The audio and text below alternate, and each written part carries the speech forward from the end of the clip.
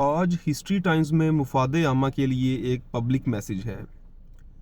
زیر زمین پانی کے ذخائر میں کمی کا شور تو سنتے ہیں، لیکن کبھی اس کی وجہ جاننے کی کوشش کی؟ کیوں ہماری پانی والی موٹریں کام کرنا چھوڑ جاتی ہیں اور پھر ہمیں پانی حاصل کرنے کے لیے زیادہ گہرا بور کروانا پڑتا ہے؟ جس گھر میں پہلے 40 فٹ بور والا ہینڈ پمپ یا نلکا بہترین کام کرتا تھا، وہاں کیوں اب 250 فٹ پہ بھی پانی نہیں مل رہا؟ اس کا سادہ سا جواب یہ ہے کہ ہم جتنا پانی زمین سے لے کر استعمال کر رہے ہیں، اسے اتنا واپس نہیں کر رہے، یعنی ہمارے زیر زمین پانی کے ذخائر ریچارج نہیں ہو رہے۔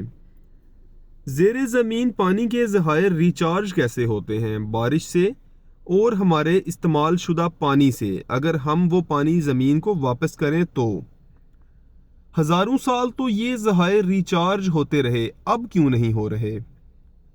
کیونکہ بارش اور دیگر استعمال شدہ پانی کے زمین میں جانے کا قدرتی راستہ جو کہ کچی زمین ہے، اس کو ہم نے سیمنٹ، تارکول اور کنکریٹ سے بند کر دیا ہے۔ وہ پانی جو زیر زمین پانی کی سطح کو برقرار رکھتا تھا، اسے اب واپس زمین میں جانے کا راستہ نہیں ملتا اور ہم اسے نالیوں میں بہا دیتے ہیں۔